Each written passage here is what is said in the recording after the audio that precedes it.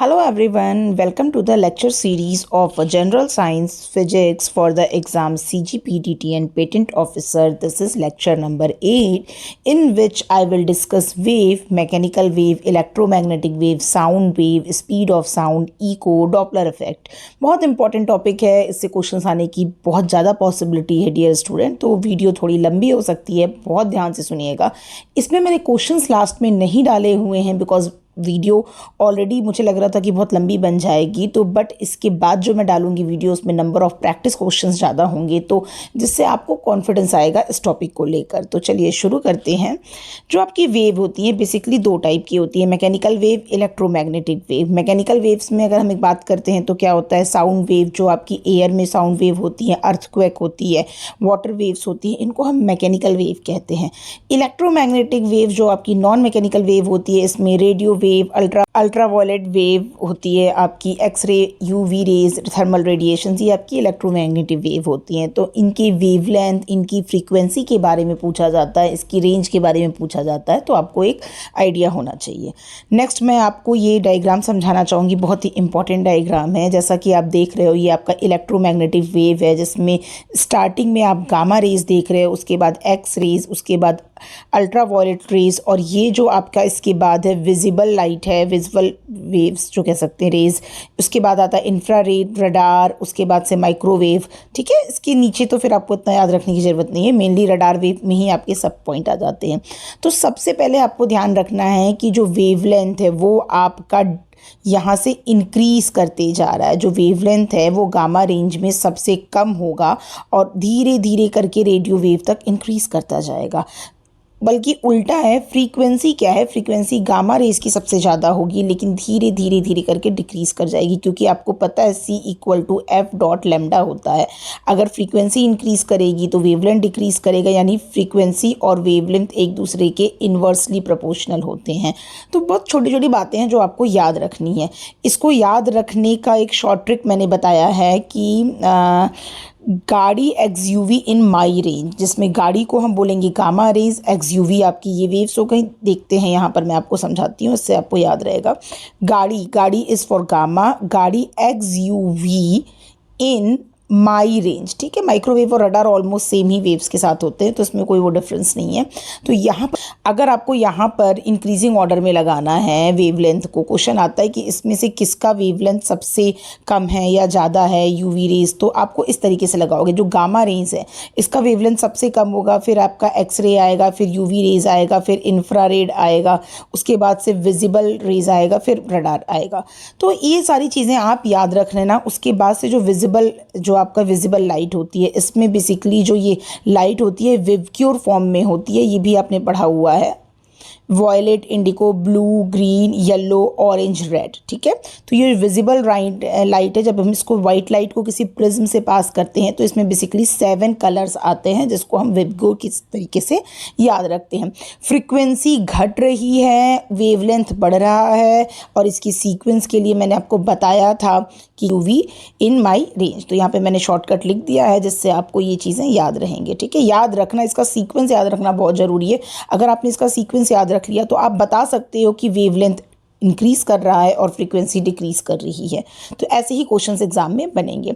उसके बाद मैं बात करती हूँ लॉन्गिट्यूडनल वेव। तो जो लॉन्गिट्यूडनल वेव होती हैं, इनमें जो वाइब्रेशन होता है, जो मीडियम का वाइब्रेशन होता है, वो वेव की ट्रैवल करने के डायरेक्शन के पैरेलल होता है। याद रखना, जो मीडियम का जो वाइब्रेशन है वो पैरेलल होता है जो वेव जो आपकी ट्रैवल कर रही है उसके डायरेक्शन की। तो बेसिकली जो लॉन्गिट्यूडनल वेव होती हैं वो बेसिकली साउंड वेव होती हैं। इसी तरीके से ट्रांसवर्स वेव होता है। ट्रांसवर्स वेव में जो मीडियम होता है, मीडियम का जो वाइब्रेशन होता है वो परपेंडिकुलर होता है जो वेव ट्रैवल कर रही होती है उसके डायरेक्शन की। तो बेसिक डिफरेंस है लॉन्गिट्यूडनल और ट्रांसवर्स वेव में। याद रखिएगा, लॉन्गिट्यूडनल मतलब parallel to the wave direction, transverse मतलब perpendicular to the wave direction. Okay, sound wave की बात करते हैं तो जो साउंड वेव होता है वो लॉन्गिट्यूडनल होता है। लॉन्गिट्यूडनल का मतलब है कि जो मीडियम है और जो वेव ऑफ प्रोपगेशन ये दोनों एक दूसरे के पैरेलल होंगे।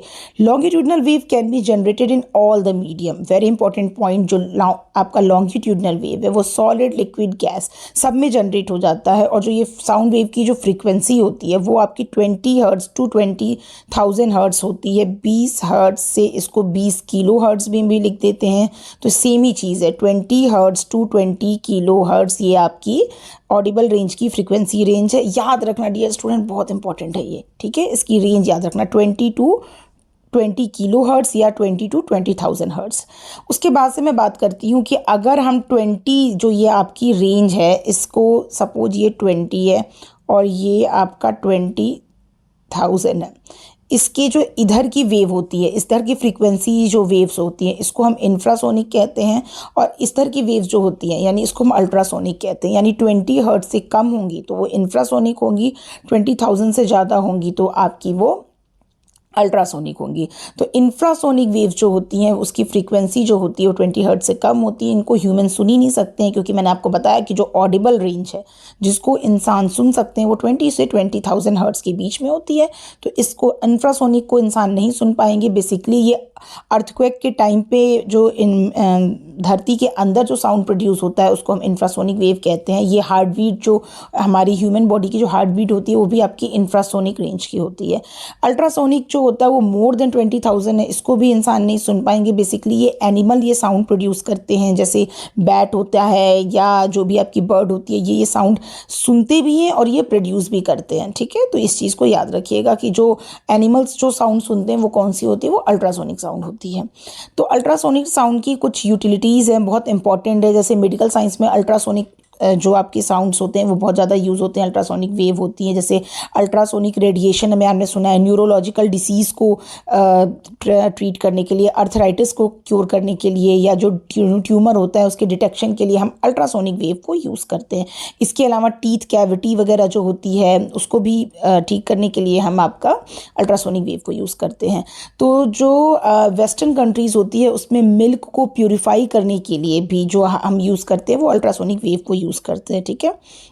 उसके अलावा जो विंटर्स में डस्ट पार्टिकल होते हैं जो कोएगुलेट हो जाते हैं उसको भी आपको डिमिनिश करने के लिए हम अल्ट्रासोनिक वेव को यूज़ करते हैं। जो और इम्पॉर्टेंट है, सबसे इम्पॉर्टेंट पॉइंट है, जो अल्ट्रासोनिक जो वेव होती हैं वो बेसिकली सी डेप्थ को मेज़र करने के लिए यूज़ होती हैं। जैसे ये आपका शिप है, समझ लो, सॉरी फॉर माई बेकार ड्राइंग। तो ये जो शिप है ये बेसिकली यहाँ से अल्ट्रासोनिक वेव्स को भेजता है, तो ये किसी मतलब रॉक वगैरह से टकरा कर वापस आता है। तो इसके वजह से हम डिटेक्ट कर पाते हैं और लोकेट कर पाते हैं लार्ज रॉक्स को, आइसबर्ग्स को, बिग फिशेस को, ठीक है। तो ये जो सोनार है यानी साउंड नेविगेशन एंड रेंजिंग है, इसके टेक्निक के थ्रू हम बेसिकली ऑब्जेक्ट की लोकेशन को डिटेक्ट कर पाते हैं। तो ultrasonic are also used in measuring the sea depth and in detecting और locating large rocks, icebergs, bigger fishes inside the sea sonar. See sonar का फुल फॉर्म याद रखना, sonar sound navigation and ranging is a technique through which object located inside the sea are detected. Speed of sound पढ़ते आ रहे हो आप लोग, इस फॉर्मूले के बिना तो कुछ काम ही नहीं है, मतलब इस वैल्यू के बिना। Speed of light is C 3 × 10⁸, जो आप जानते हो C = F.λ। बहुत ही इंपॉर्टेंट फॉर्मूला, एक न्यूमेरिकल तो पक्का बनता है। C = F.λ, जो C है, जो स्पीड ऑफ जो आपकी लाइट है उसकी वैल्यू होती है 3 × 10⁸। तो हम यहाँ पर जो बात कर रहे हैं स्पीड ऑफ साउंड की बात कर रहे हैं। स्पीड ऑफ लाइट के बारे में तो आप बहुत सुन चुके हो। स्पीड ऑफ साउंड की अगर हम बात करते हैं तो जो साउंड वेव होती है उसको प्रोपोगेट करने के लिए आपको एक मीडियम रिक्वायर्ड होता है। मीडियम रिक्वायर्ड का मतलब है कि अगर आप मुझे फ़ोन कर रहे हो या आप किसी को मतलब अपनी वॉइस सुना रहे हो तो वो एक मीडियम के थ्रू ट्रैवल कर रही है। Air is the medium. बिना मीडियम के आपका साउंड एक जगह से दूसरी जगह नहीं पहुंच सकता, यानी वैक्यूम में आपका साउंड नहीं ट्रैवल करेगा। For a propagation of sound wave a materialistic medium is needed, that's why sound does not propagate in a vacuum. जो स्पीड होती है साउंड की वो बहुत कम होती है, 332 मीटर/सेकेंड, जबकि स्पीड ऑफ लाइट इज 3 × 10⁸ मीटर/सेकेंड।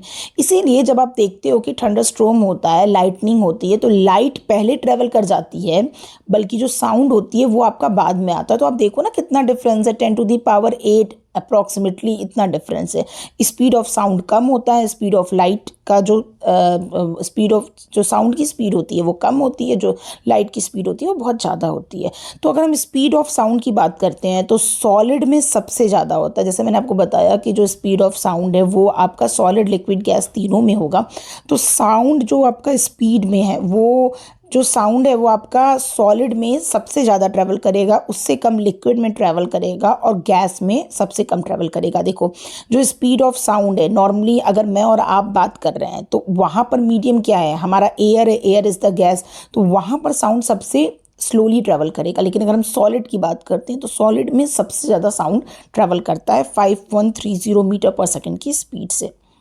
तो इसका सीक्वेंस ज़रूर याद कर लेना कि जो आपका बेसिकली जो साउंड की स्पीड है वो सॉलिड में ज़्यादा, लिक्विड में उससे कम और गैस में उससे भी ज़्यादा कम होती है। उसके बाद से हम बात करते हैं कि जो ह्यूमिडिटी है उसका इफ़ेक्ट क्या पड़ता है। तो जैसा डेंसिटी का फॉर्मूला होता है, जो आपका डेंसिटी होती है उसका फॉर्मूला होता है मास बाय वॉल्यूम। ठीक है, तो जो आपका मैं बात कर रही हूँ ह्यूमिडिटी की, तो अगर जो ड्राई एयर होता है, जो ड्राई एयर होता है उसकी डेंसिटी ज़्यादा होती है और जो मॉइस्ट एयर होता है उसकी डेंसिटी कम होती है। मॉइस्ट एयर जो होगा उसकी आपकी बेसिकली वॉल्यूम ज़्यादा होगा। जो मॉइस्ट एयर होता है उस मतलब थोड़ा मॉइस्चर होगा, यानी थोड़ा वाटर ड्रॉपलेट्स होंगी, तो उसकी वजह से उसका वॉल्यूम ज़्यादा होगा। वॉल्यूम ज़्यादा होने की वजह से उसकी डेंसिटी कम होगी। तो अगर हम डेंसिटी, आप ये लाइन याद रखो कि जो डेंसिटी है, जो ड्राई एयर है उसकी डेंसिटी ज़्यादा होती है और जो डेंसिटी होती है वो इन्वर्सली प्रोपोर्शनल होती है स्पीड ऑफ साउंड की। तो जो आपका मॉइस्ट एयर है वहाँ पर स्पीड ऑफ साउंड ज़्यादा आपका होगा। यही रीज़न है कि जब आप रेनी सीज़न में आप देखते हो कि ट्रेन वेन की जो आवाज़ होती है वो बहुत दूर से भी सुनाई जाती है। जिनका घर अगर स्टेशन के पास होगा तो वो ऑब्ज़र्व करेंगे कि जब रेनी सीज़न होता है रात में, तो या मतलब जब मॉइस्चर वाला जब भी होता है, जब बरसात हुई रहती है, तो जो ट्रेन की इंजन की साउंड है वो बहुत जल्दी ट्रैवल करके आपके पास पहुंचेगी कंपैरेटिवली जो आपका नॉर्मली जो ड्राई एयर का जो सनी डे होगा उसके कंपैरिजन में। तो ये चीज़ याद रख लेना कि रेनी सीजन में जो सायरन है ट्रेन का वो आपको बहुत शार्पली सुनाई देगा कंपैरेटिवली, अगर आप ड्राई एयर्स की बात करते हो और ड्राई डे सनी डे की बात करते हो। तो ये जो इक्वेशन है इसे ज़रूर याद रखना कि जो डेंसिटी है वो आपकी इन्वर्सली प्रोपोर्शनल है स्पीड ऑफ साउंड की। नेक्स्ट मैं बात करती हूँ जो ऑर्डिनरी मतलब कन्वर्सेशन की जो साउंड की जो होती है, जो हेयरेबल होता है वो 40 to 60 dB होता है। 50 dB जो साउंड होता है किसी इंसान को जगाने के लिए काफ़ी होता है। अलार्म जो लगाओगे वो 50 dB साउंड का ही अप्रॉक्सीमेटली लगाओगे। WHO ने रिकमेंड किया है कि 45 dB का साउंड एक ह्यूमन ईयर के लिए मतलब गुड साउंड है। लोग नॉर्मली देखते हैं कि ईयर प्लग लगाकर बहुत मतलब हाई वॉल्यूम पे सॉन्ग सुनते हैं तो उससे ईयर डैमेज होने के चांसेस बहुत ज़्यादा होते हैं। लाइक 75 dB से ऊपर का साउंड जो सुनने में आपकी ईयर डैमेज होने के चांसेस होते हैं और 140 से ऊपर के साउंड को सुनने में तो आप मतलब ह्यूमन बीइंग आपका नॉर्मल हो जाएगा, आप उसको बियर ही नहीं कर पाओगे, वो साउंड इतनी ज़्यादा तेज होगी। तो ये साउंड की रेंज का बिल्कुल बेसिक आइडिया रखिएगा। नेक्स्ट मैं बात करती हूँ फ्रीक्वेंसी एंड पिच की।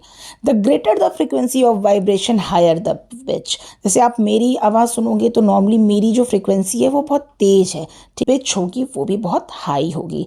तो जो चिल्ड्रन और वुमेन होते हैं उनकी स्ट्रिल वॉइस होती है हायर पिच की वजह से, जबकि जो मैन होते हैं उनकी आवाज़ थोड़ी मोटी होती है बिकॉज ग्रेव साउंड की वजह से, लो पिच होता है उसकी वजह से ग्रेव साउंड होता है। इको की बात अगर आपको बताएं तो इको का एग्जांपल आपको पता है, आप कभी पहाड़ों पर गए होंगे और यहाँ पर अगर आप खड़े हो तो यहाँ से आप अपना नाम चिल्लाते हो, पूजा, राहुल, वॉटेवर नाम आप सुनाते हो, तो आप देखते हो कि वो माउंटेन्स से जाती है और टकराकर वही आवाज़ आपको कुछ सेकंड्स के बाद आपको सुनाई देती है। आप ट्राई करना है इसको बंद रूम में या मतलब ऐसे रूम में जहाँ पर आवाज़ आपकी इको कर सके। तो जो इको है वो बेसिकली रिफ्लेक्शन ऑफ साउंड के फिनोमेना पे काम करती है। यानी पहाड़ों पे हम लोग चिल्लाते हैं, जो आपने वीडियो वगैरह भी देखा होगा, राहुल राहुल, पूजा पूजा, वही आवाज़ आपकी वापस आती है। तो ये जो किस वजह से आ रही है, ये बेसिकली इको की वजह से आ रही है। आपकी जो साउंड है वो पहले जा रही है और फिर वही साउंड रिफ्लेक्ट करके आ जा रही है। So echo is a natural phenomena of of reflection of sound.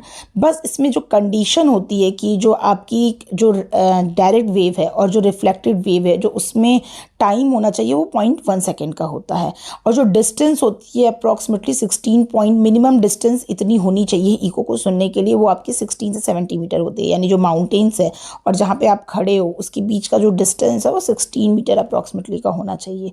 जो इको की वजह से ही हम बेसिकली सी डेप्थ को निकाल सकते हैं, डेप्थ ऑफ वेल्स निकाल सकते हैं, एल्टीट्यूड ऑफ फ्लाइंग एयरक्राफ्ट निकाल सकते हैं, and with the help of sonar हम सी डेप्थ वगैरह को निकाल सकते हैं। सोनार की फुल फॉर्म और रडार की फुल फॉर्म जरूर से याद रखना। Sonar is sound navigation and ranging, radar की फुल फॉर्म आप मुझे कमेंट सेक्शन में करके बताओगे। Next is the Doppler effect. Doppler effect भी बहुत अच्छा है भाई। देखो, अगर ये एक इंसान है और एक ये इंसान है, सॉरी मैंने इंसान नहीं बनाया है, मैंने कुछ और ही बना दिया है।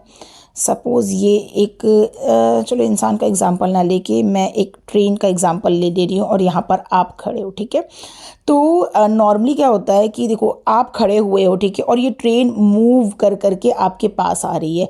तो बेसिकली क्या हो रहा है, ये अगर ट्रेन है तो ट्रेन का जो मोशन है वो तो चेंज होते जा रहा है, और ये आप खड़े हो तो आपका मोशन भी चेंज हो सकता है, नहीं भी हो सकता है। मैं अभी एक एग्जांपल लेके चल रही हूँ कि आप स्टेबल खड़े हो, आप मूव नहीं कर रहे हो।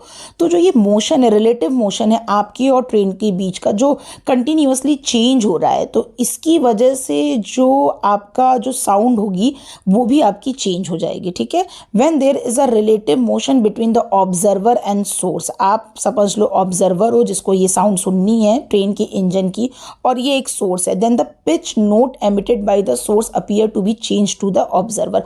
अगर ये दोनों स्टेबल हैं, स्टैटिक है, दोनों इंजन भी यहाँ खड़ा है, आप भी यहाँ खड़े हो, तो आपको एक नॉर्मल साउंड सुनाई देगा। बट अगर ये इंजन मूव करते हुए आ रहा है, एक स्टेशन से दूसरे स्टेशन की तरफ मूव करता हुआ आ रहा है, तो आपको जो साउंड है वो आपको चेंज सुनाई देगा। और अगर आप भी मूव कर रहे हो, आप टूवर्ड्स द इंजन जा रहे हो या अवे फ्रॉम द इंजन जा रहे हो, तो भी आपको डिफरेंट साउंड सुनाई देगा। तो ये एक बेसिकली डॉपलर इफेक्ट के बारे में जानते रहे ना, फिजिक्स के स्टूडेंट जो होंगे उनको बहुत अच्छे से पता होगा डॉपलर इफेक्ट क्या होता है।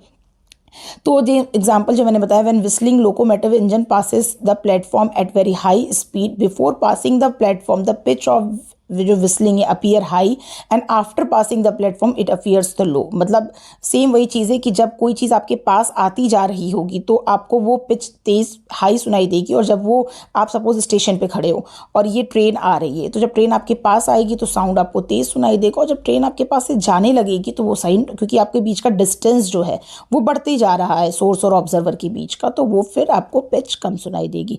इसी के बेसिस पे दो हम वर्ड्स यूज़ करते हैं, सोनिक बूम्स और शॉक वेव और नंबर। तो जो आपका बेसिकली मिसाइल्स या जेट प्लेन होते हैं, वो जो भी ट्रैवल या मूव कर रहे होते हैं, उसकी जो वेलोसिटी होती है वो साउंड की वेलोसिटी से ज़्यादा होती है। तो एक डिफरेंट टाइप की मतलब साउंड प्रोड्यूस होता है जिसको हम सोनिक बूम्स कहते हैं, ठीक है। A jet plane and a ballistic missile moves through the air at a velocity greater than the velocity of sound. Obviously जो साउंड का वेलोसिटी है वो तो कम है, मतलब, और जो प्लेन की वेलोसिटी होगी वो बहुत ज़्यादा होगी, तो एक डिफरेंट टाइप की साउंड प्रोड्यूस होगी जिसको हम सोनिक बूम्स कहते हैं।